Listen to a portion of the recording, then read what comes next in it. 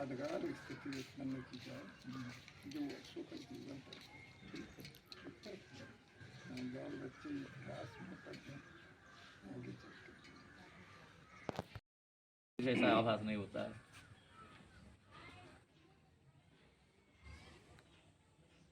आपकी आदत पड़ी है ना, बस यही बात होती है। राम जन्मभूमि की उस स्थिति को देख करके ये प्रतिज्ञा हमारे मन में जागृत हुई थी कि जब राम जन्मभूमि का मंदिर साकार होगा, गर्भगृह में भगवान की प्राण प्रतिष्ठा हो जाएगी, तब हमारा प्रण पूरा होगा। ये उसी समय से हमारे हृदय में ये बात उठ गई थी। मुश्किल था, लेकिन हमारी बात से लोग प्रभावित होते थे, समझते थे।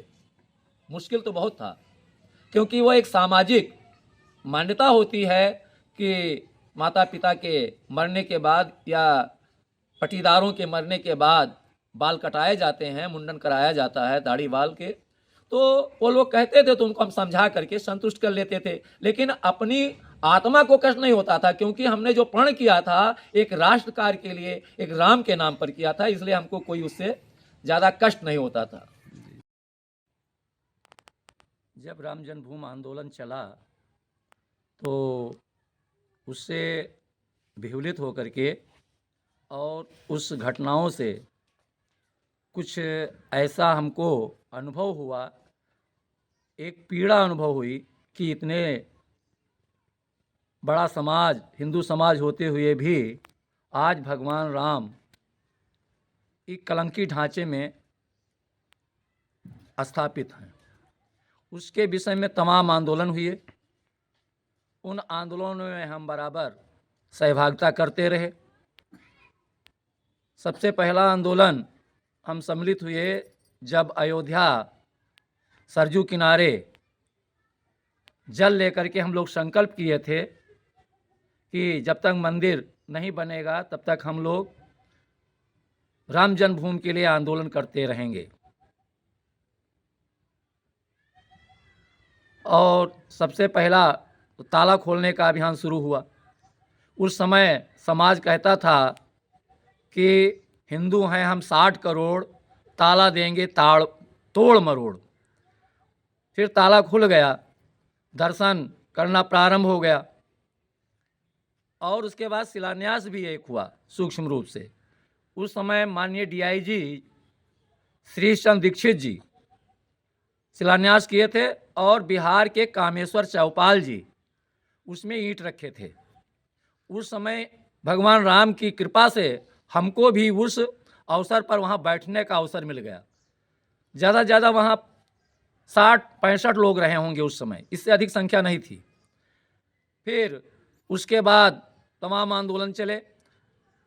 राम जन्मभूमि आंदोलन को लेकर के सरजू के किनारे जल लेकर के हम लोगों ने सौगंध खाया कि जब तक राम मंदिर निर्माण नहीं हो जाता है तब तक हम विश्राम नहीं करेंगे, इस आंदोलन को चलाते रहेंगे।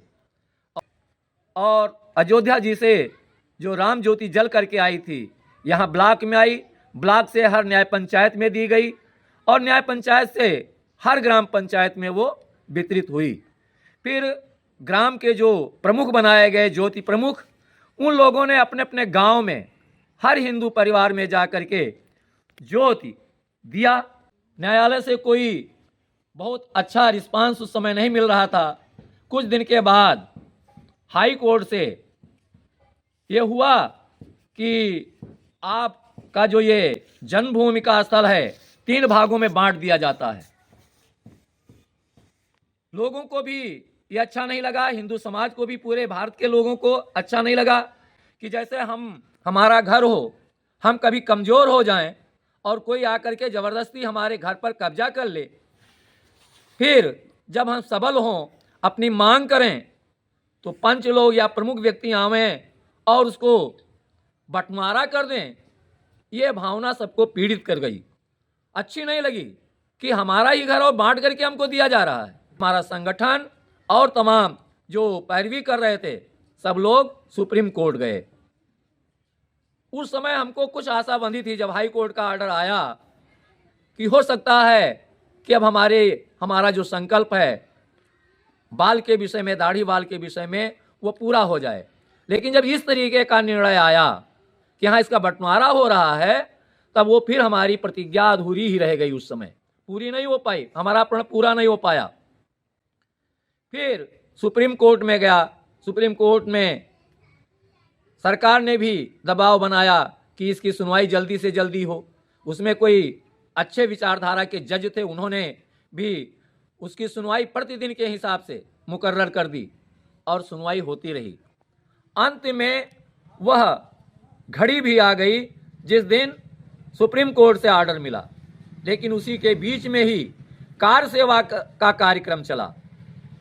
मुलायम सिंह ने कहा था कि यहाँ कोई मत आइए, आप लोग परिक्रमा का भी उस समय था, कहा कि परिक्रमा अपने अपने घरों में कर लीजिए, यहाँ परिंदा भी पर नहीं मार पाएगा। लेकिन उस समय भी तमाम हमारे कार सेवक किसी न किसी बहाने से, किसी न किसी प्रकार से अयोध्या में पहुंच गए और संगठन की तरफ से कुछ योजनाएं, उनको आभास था कि हम इसमें सफल होंगे, तो कुछ प्रमुख व्यक्तियों को यह दायित्व भी दे दिया गया था कि आप बालू लाएंगे, आप गैंती वेल्चा लाएंगे, आप ये लाएंगे। ये सब काम सौंपे जा चुके थे, लेकिन ये बड़ी गोपनीय ढंग से थे, किसी को इसकी कोई आहट तक नहीं थी उस समय। ये बाद में खुलासा हो रहा है। और उस समय राम कोठारी, शरद कोठारी, ये दो सगे भाई थे जो कलकत्ता के रहने वाले थे। सबसे पहले वो चढ़े, फिर राष्ट्रीय स्वयंसेवक संघ के, शिवसेना के भी तमाम सैनिक उस पर चढ़ गए और उसको ध्वस्त करने लगे। उस समय हम लोगों की गिरफ्तारी हो गई थी।